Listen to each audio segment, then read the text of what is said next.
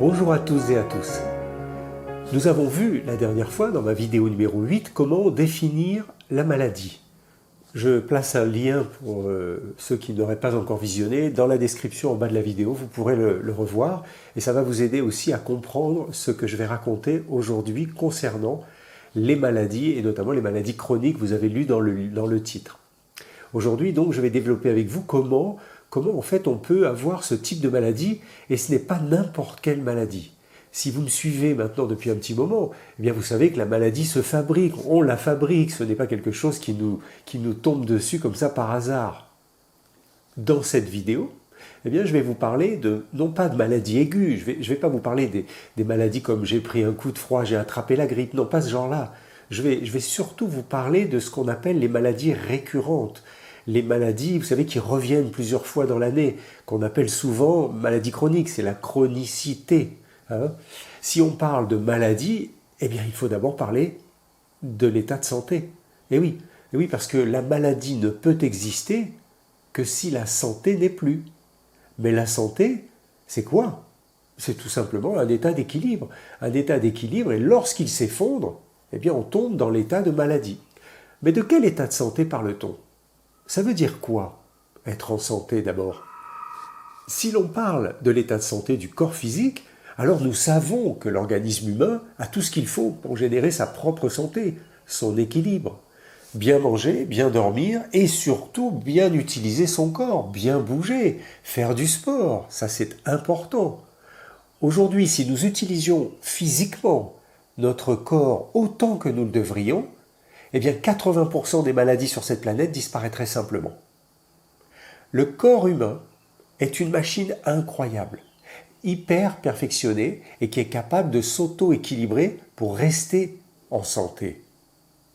Dans les 20% des maladies restantes, 10 est dû au genre de nourriture que nous mangeons. La nourriture est le carburant de l'organisme. Il est primordial de manger correctement et sainement, avec des produits de bonne qualité. Si l'on change nos habitudes alimentaires, eh bien ces 10% de maladies disparaîtraient également. Cela veut dire qu'en fait, il ne resterait donc que 10% de maladies réelles de nos jours. Le nombre de gens malades est trop important parce que nous ne mangeons pas correctement et parce que nous n'utilisons pas notre corps correctement. Comprenez que si vous activez votre corps tous les jours, par exemple, lorsque vous ressentez un engourdissement dans un bras ou dans une main, vous savez, quand la nuit, on dort, parfois on dort sur le bras, on est coincé et puis on a des fourmis, des engourdissements. Eh bien, qu'est-ce qu'on fait? Tout de suite, on doit bouger les doigts, on doit activer sa main ou son bras plusieurs fois et ça libère immédiatement. C'est juste mécanique. En fait, qu'est-ce que vous faites? Vous faites circuler le sang et à partir de là, ça va déjà beaucoup mieux. Eh bien, faites ce geste, par exemple, 1000 fois par jour. Pendant plusieurs jours. Faites ça pendant au moins 20 jours. Et observez comment votre main va bien mieux fonctionner après. Plus le sang circule dans votre corps, plus votre mécanique humaine est nourrie. Chaque cellule. Et elle pourra donc s'auto-équilibrer en santé. C'est aussi simple que cela. Le sang, c'est la vie. Le corps physique a besoin de faire de l'exercice physique. Eh oui. Pour être en santé, il n'y a pas d'autre méthode. Si vous faites ça, par exemple, ce geste-là, avec votre cœur, 1000 fois par jour pendant 20 jours, eh bien tous les médecins vous diront qu'il fonctionnera à merveille. Si vous faites cela avec votre mental 1000 fois par jour, pendant 20 jours, il fonctionnera également à merveille. Et si vous faites cela avec vos énergies vitales, 1000 fois par jour, tous les jours, vous fonctionnerez à merveille. C'est aussi simple que cela. Quand toutes ces choses fonctionnent bien, c'est cela qu'on appelle la santé. Quand tout cela fonctionne normalement, c'est la santé. La santé, c'est quoi? Mais c'est la vie. C'est la vie qui se passe bien, tout simplement. C'est l'énergie qui circule librement dans le corps. Et je vous rappelle que vous êtes énergie. C'est le processus de la vie naturelle. Il n'y a pas besoin d'aller créer la santé ou imaginer la santé. La santé est. Elle est. Elle est la vie telle qu'elle a déjà été créée. Elle ne peut pas être autre chose. Être signifie exister. Je suis. J'existe donc. Et je n'ai rien d'autre à faire, rien de plus à faire, rien à perfectionner, rien à corriger. Tout va bien. Je vais bien. Je suis en santé. Si nous avons créé quelque chose, nous les humains, c'est plutôt la mauvaise santé que nous créons, dans nos vies, dans le mauvais sens si vous voulez. Ça ne fait aucun doute. La santé est liée forcément au mode de vie, et nous sommes la vie, dans une mécanique, dans le corps humain. Si vous permettez à la vie de fonctionner pleinement, eh bien votre corps humain est en parfaite santé, il va fonctionner pleinement. C'est en clair, si vous voulez, utilisez votre corps, votre mental, votre énergie d'une façon régulière et équilibrée, bien sûr. Et ainsi, vous serez toujours en bonne santé. Ne tombez pas dans l'excès. N'oubliez pas ce que je vous ai déjà dit. Vous êtes la vie. Donc, rien à rajouter. Vous êtes l'énergie dans ce corps, l'énergie qui soutient ce corps et qui soutient tous les instruments du corps. Le mental également. La santé n'est pas une idée médicale. Pourquoi la médecine s'est-elle appropriée la santé et prospère aujourd'hui d'une façon inimaginable? Jamais, jamais auparavant, nulle part dans le monde, la médecine a eu l'importance qu'elle a aujourd'hui. Tout ceci est possible car depuis longtemps, eh bien, nous avons construit des styles de vie très malsains. En devenant de plus en plus sédentaires, notre santé se détériore de plus en plus. On mange de plus en plus n'importe quoi, n'importe comment. Alors oui, grâce à la chimie, ok, nous vivons plus longtemps peut-être, mais dans quel état, dans quelles conditions vous allez vieillir? Bien sûr, aujourd'hui, grâce à la médecine moderne et la science, eh bien, nous pouvons vivre très longtemps avec des cachets, des piqûres, des tubes et des poches en plastique même. Regardez comment travaillaient nos anciens. Il y a 1000 ans, ce qu'une personne de 50 ans faisait, comme activité physique, tous les jours, eh bien aujourd'hui, un jeune de 20 ans ne peut pas le faire. Cela veut dire que nous avons, en fait, affaibli l'humanité. Donc, il est essentiel, aujourd'hui, de prendre conscience qu'il faut utiliser ce corps, ce vaisseau d'incarnation, et de l'entretenir dans les meilleures conditions possibles. C'est plus qu'un véhicule pour nous aujourd'hui. C'est notre temple individuel. Nous devons le respecter. Il doit être traité comme tel. Ainsi, croyez-moi, vous limiterez considérablement les risques de maladie. Le déséquilibre de santé est donc un état pathologique. On appelle ça comme ça. Mais la question est comment ce déséquilibre peut s'installer. Et vous observerez qu'il ne suffit pas de chercher systématiquement une cause, car même en éliminant les causes, d'une quelconque façon que ce soit d'ailleurs, la maladie persiste. La maladie insiste et elle revient toujours, de plus en plus forte. On a beau prendre ses cachets, ses cortisones, ses tout ce que vous voulez. Prenons l'exemple, par exemple, oui c'est le cas de le dire, prenons l'exemple des infections à répétition. Avec des analyses, on voit tout de suite qui est le coupable. Souvent c'est des germes ou des bactéries. Ok. Si on parle, par exemple, d'infection urinaire, on aura très souvent affaire aux mêmes germes. Le plus commun, c'est le colibacille, qu'on appelle aussi l'Escherichia coli. Escherichia coli, on dit.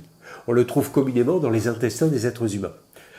Ce que peu de personnes savent, c'est que ce germe, comme beaucoup d'autres d'ailleurs, eh bien, vit naturellement dans nos intestins.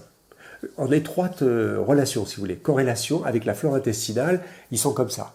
Alors il arrive, pour des raisons diverses, ça peut être un déséquilibre de la flore, une alimentation inadaptée ou des perturbations même émotionnelles, eh bien que ces germes deviennent pathogènes, c'est-à-dire qu'ils vont se multiplier, ils vont perturber l'équilibre de la flore.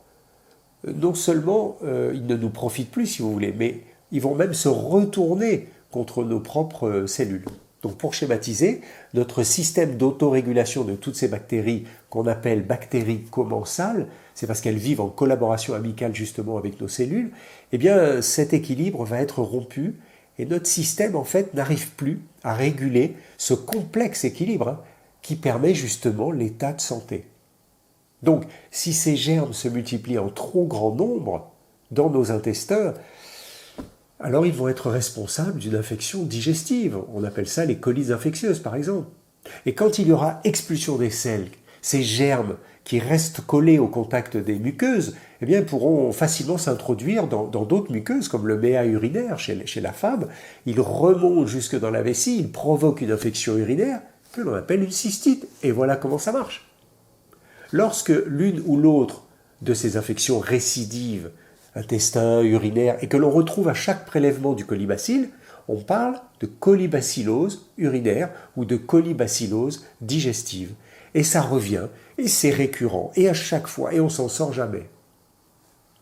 En fait, vous l'avez compris, eh bien, l'exemple du colibacille ou l'exemple de la colibacillose, eh bien, c'est un exemple parmi tant d'autres. C'est un état subtil d'équilibre, si vous voulez, potentiellement infectieux, latent, qui ne demande qu'à se manifester dans le corps et qui à la moindre opportunité, va pouvoir se déclencher. Le moindre déséquilibre, si vous voulez, de la flore intestinale, eh bien, va prédisposer au déclenchement infectieux, mais il faut aussi en même temps une déficience du système immunitaire, parce qu'il est censé surveiller toutes les invasions microbiennes, il est censé nous protéger, un peu comme la police municipale. Et elle est là en charge d'empêcher les troubles, quels qu'ils soient. Donc il nous faut les deux. Ici, dans cet exemple où l'infection s'installe, il est clair que le système immunitaire trop faible, ou trop fatigué, si vous voulez, eh bien, va laisser passer l'invasion des germes sur la loge urinaire ou sur la loge intestinale, et ça flambe. Les femmes connaissent bien ce problème. On leur demande de boire beaucoup, souvent pour diluer un petit peu la douleur. On boit de la canneberge pour limiter et retarder un peu la casse, mais en fait, au bout de quelques jours, ça se termine quand même à coup d'antibiotiques, parce que le système immunitaire ne prend pas en charge. Alors ici, je vous parle juste d'une infection urinaire, mais c'est le même processus pour la plupart des maladies. Et encore une fois, la maladie ne peut pas s'installer dans l'organisme dès lors qu'il est nourri correctement, qu'il a une hygiène de vie raisonnable et une activité physique régulière. Mais ça ne suffit pas. Eh bien non, cela ne suffit pas. L'hygiène de vie pour un être humain ne s'arrête pas qu'à l'alimentation saine, aux compléments alimentaires et à l'activité physique régulière. C'est en fait ici que je vais vous demander d'être très attentif. C'est quoi exactement qu'une maladie chronique? Alors, connaissez-vous le mythe de l'hydre de Lerne? Vous savez, dans la mythologie grecque, elle était représentée en fait par un serpent gigantesque qui possédait plusieurs têtes et elle soufflait, chaque gueule du monstre soufflait une haleine empoisonnée sur les marais de Lerne justement, qui était un marais près de Argos, dans le Péloponnèse. Cette horrible créature, d'une grandeur complètement démesurée, eh bien, c'est comme la maladie chronique, si vous voulez, chez l'homme. Elle semble complètement invincible. Il est très difficile aujourd'hui de se débarrasser des maladies chroniques, tout le monde le sait. Le médecin, malgré toutes les tentatives, ne parvient jamais à éradiquer complètement ce mal. Il y a beaucoup de gens qui en souffrent aujourd'hui. Les malades vivent sous chimie pour limiter les dégâts et un peu souffrir le moins possible, mais en fait, ils gardent leur déséquilibre. Mais que raconte ce mythe grec? La destruction de l'hydre fut en fait l'un des 12 travaux d'Hercule. Lorsqu'il lui coupa une tête, il en repoussait 2 autres à chaque fois derrière. Alors Hercule, à un moment donné, il a l'idée de brûler chaque coup tranché, une forme de cicatrisation, vous voyez, pour éviter les repousses systématiques, et il finit par couper en dernier la tête du milieu, que l'on disait soi-disant immortelle, et enfin, boum, le monstre est terrassé définitivement. Eh bien, la maladie chronique correspond non seulement à cette maladie qui dure, mais qui n'arrive pas à guérir spontanément, qui ne peut pas guérir naturellement. Alors, on va consulter un spécialiste de différentes disciplines pour les eczémas, les diarrhées, les asthmes, les migraines récurrentes, mais qui sont en fait des épisodes inflammatoires qui ne font que récidiver régulièrement. On a parlé juste avant des cystites à répétition, mais aussi on peut parler de la même façon des angines, des otites ou des sinusites à répétition, des lombalgies chroniques, on appelle ça comme ça. La liste est très longue. Alors la médecine parlera de traitement de fond. Ça aussi c'est important. Mais en réalité, ce n'est qu'un traitement à vie. Et un traitement de quoi? Mais de suppression des symptômes à grand renfort de chimie. C'est-à-dire qu'encore une fois, cette chimie va supprimer de force sans vous demander votre avis, ce que l'organisme met en place pour se défendre. L'inflammation, avec des anti tout ce que vous voulez, et bien sûr la cortisone quand ça ne marche plus. Donc, il n'y a rien de mal en urgence à utiliser ce type de traitement, antibiotiques, tout ce que vous voulez. Ça sauve des vies et c'est bien. Mais sur du long terme, posez-vous la question, sur plusieurs années, quel va être le résultat dans votre organisme? N'y aura-t-il pas des dégâts pour l'organisme à force d'intoxication chimique répétée? Je reviens sur ce que je vous disais en début de vidéo. Le déséquilibre de la santé est ce qu'on appelle la maladie. Ça, c'est clair. Mais malgré le respect des 3 grandes règles d'hygiène, 1. Bien manger, c'est-à-dire manger des produits sains, sans excès, d'une façon variée. 2. Bien bouger son corps, utiliser le plus possible ce merveilleux corps et faire de l'exercice physique le plus souvent possible. Et 3. Bien dormir. J'entends par là de ne pas se coucher tard et éviter bien sûr d'exciter son cerveau avec tous les écrans tous les soirs jusqu'à pas d'heure avant d'aller au lit. Malgré tout cela, eh bien, certaines personnes déclenchent des maladies, à leur grande surprise, car rien ne prédisposait à cela. On en connaît tous autour de nous, des gens en pleine santé, des gens qui font du sport, et bing, ils déclenchent une maladie chronique, une maladie compliquée. Alors je répète ma question. Comment ce déséquilibre de santé a pu s'installer? Eh bien, il est urgent aujourd'hui de prendre conscience que oui, l'hygiène de vie est indispensable pour un être en santé. On veut rester en santé, il faut une hygiène de vie, mais pas que. À mon sens, c'est plutôt l'hygiène spirituelle que nous devons développer aujourd'hui.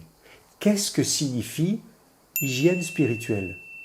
Alors pour celles et ceux qui vous êtes abonnés à la chaîne, pas de problème, ce n'est pas un secret pour vous, vous savez maintenant tout ce que je veux dire, mais pour ceux qui me découvrez aujourd'hui peut-être, d'abord merci d'être là, et permettez-moi de vous expliquer un peu plus en détail. Quand je dis spirituel, cela n'a absolument rien à voir avec la religion. La spiritualité n'est pas une religion. La spiritualité est un état d'être, un état que chaque être humain sur Terre est. Mais malheureusement, encore beaucoup trop en sont inconscients, si vous voulez. Rappelez-vous, nous ne sommes pas des terriens. Ben oui, parce que si terrien, t'es rien. Nous sommes faits à l'image de Dieu.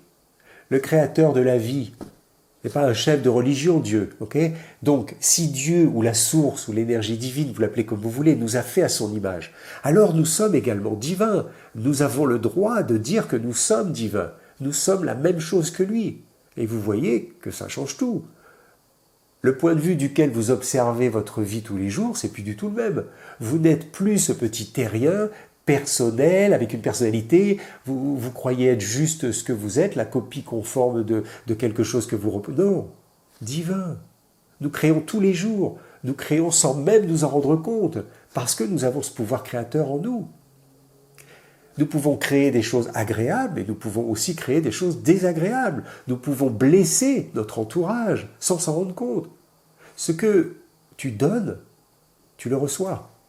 Donc, si l'on prend conscience que nous sommes spirituels, connectés au grand spiritus de tous les êtres humains, oui, mais teintés et imprégnés du divin, c'est-à-dire de l'amour divin, alors vous êtes divin. Alors, nous sommes immuables, stables, solides, éternels. Nous sommes la plus grande et la plus belle vibration de l'univers, nous sommes l'amour. Juste un petit fragment de cette immense puissance, mais incarné sur la terre. C'est le corps qui tombe malade, mais jamais l'être spirituel. Par contre, si vous oubliez cela, et que vous tombez, que vous glissez comme ça dans la croyance du personnage que vous jouez tous les jours, au boulot, à la maison, dans la rue, chez vos amis, alors le piège est de se laisser embarquer, et oui, par les multiples rôles que l'on doit jouer dans la vie tous les jours. Je crois que je suis le voisin, le mari, l'étudiant, l'employé, le gentil, le méchant, blablabla. Forcément, l'être divin est complètement voilé par tous ces personnages que nous jouons tous les jours et il finit par être perdu lui-même. Nous perdons notre stabilité, notre divinité, notre rayonnement d'amour, notre capacité à aimer l'autre tel qu'il est. Et on s'englue comme ça dans nos personnages et on tombe là-dedans et ça nous rend malheureux et ça s'appelle l'ego. Forcément, le mal-être s'installe très vite et on ne vit plus du tout en harmonie avec ce qu'on fait tous les jours. il y a un peu comme une discordance entre ce que je suis véritablement et ce que je vis. Forcément, les mauvaises émotions commencent à arriver. Je rentre doucement mais sûrement dans le mal-être, qui va aussi installer un déséquilibre de mon bien-être. Et c'est ce qu'on appelle le mal-adi ou le mal-être. Le moindre scénario de vie douloureux, eh bien, il va être perçu comme quelque chose d'agressif, de blessant, parce que je le regarde avec les yeux du personnage qui souffre. Alors je ne suis pas ce personnage. Je joue juste un rôle, je dois le voir avec de la hauteur, une autre perspective. Mais si j'oublie que je suis divin, eh bien, alors divin, je peux tout dépasser avec cette force d'amour, vous le savez. On peut tout résoudre. Si j'oublie cela, je tombe dans le rôle du personnage. Et je ne suis plus. Je ne sais même plus qui je suis et ma vie devient compliquée. Cet état va durer, même parfois des années. Et un jour, on en fait une maladie. Cette maladie va se compliquer au fil du temps, une maladie qui va faire des racines profondes et qui deviendra de plus en plus difficile à éliminer. Aucune chimie ne pourra nous en débarrasser et nous rendre cet état de santé, cet état de vie agréable, de paix intérieure, de liberté, d'être enfin pleinement soi, libre de tous les costumes et les personnages, de toutes les identifications qu'on a jouées tout au long de notre vie. Une certaine Monique Mercier, illustre inconnue bien sûr pour vous, je le sais, eh bien elle est aussi pianiste et en même temps épouse d'un médecin homéopathe. Et un jour elle a dit, j'ai trouvé ça joli, alors je vous le donne, en soignant le malade pour ce qu'il est, l'homéopathie le guérit de ce qu'il a. Vous voyez, ce qui est primordial dans cette médecine homéopathique, ce n'est pas d'identifier le symptôme comme la médecine le ferait classique ou de le faire disparaître artificiellement à l'aide de renforts chimiques. Non, c'est carrément une autre vision, une pensée beaucoup plus tournée vers l'être, qui est le malade. Qui est le malade? Pourquoi vouloir faire à tout prix disparaître les symptômes? On doit d'abord, avant toute chose, connaître qui est le malade, connaître sa vie, son histoire, et s'il accepte de se livrer sans honte, ni peur, ni d'être jugé, eh bien, il pourra il pourra fusionner avec son thérapeute et ensemble, ils trouveront la clé du problème. 90% du temps, cette clé se cache dans les souffrances de l'enfance. Des circonstances de vie douloureuses marquent l'ego de l'enfant, qui souffre un peu comme un print, une marque, et pour survivre à ce conflit intérieur qu'il ne peut pas résoudre, eh bien, il va construire un personnage préfabriqué pour continuer à vivre bon an, mal an. Par exemple, un des pires exemples, un enfant qui subit très jeune des attouchements ou un abus sexuel. 5 ans, 6 ans, 8 ans, l'enfant ne réalise pas tout de suite. C'est avec le temps que le raisonnement s'installe et il commence à découvrir en fait l'horreur qu'il a vécue. Savez-vous comment son mental va réagir à cela? Quels seront les sentiments qui vont naître en lui et qui vont venir voiler à tout jamais la belle image qu'il avait de lui? Comment peut-on vivre d'une façon épanouie lorsqu'on perd l'estime de soi, lorsqu'on garde à l'intérieur une image souillée, salie? Un personnage va naître à ce moment-là, malgré lui. Il va cacher toutes ses émotions, toutes ses faiblesses. Il ne montrera rien à son entourage. Une image complètement préfabriquée. Mais ce n'est plus lui. On retrouvera un énorme manque de confiance chez ces enfants, des doutes, de la honte, des peurs, mais aussi de la colère, parfois des colères extrêmement violentes, qui ne pourront s'expliquer sauf si on sait d'où on vient. Si on sait ce qu'on a vécu, mais on l'oublie. Le cerveau est malin, il le met dans la boîte noire et on vit avec, et on croit que c'est oublié. L'être en souffrance, depuis toujours, ne pourra jamais plus être. Et il sera obligé de paraître pour continuer à vivre. Son âme amour-propre n'est plus. Sa lumière intérieure, si vous voulez, est toujours là, mais sous des couches sombres, accumulées comme ça tout au long des épreuves de la vie. Comment guérir d'une telle souffrance? Comment retrouver sa joie de vivre, sa lumière intérieure? Comment se reconnecter à notre âme d'enfant? La clé, mes amis, est l'amour. Si j'oublie que je suis amour, alors je me perds dans les personnages de souffrance. Oui, la vie est souffrance. Je vous en ai déjà parlé, et puis Bouddha l'a déjà expliqué. N'oubliez pas. N'oublie pas qui tu es. N'oublie jamais qui tu es. Tu es le roi.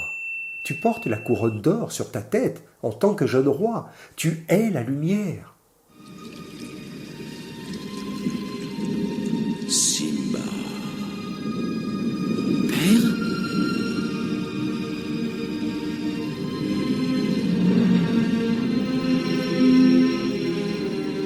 Simba, tu m'as oublié.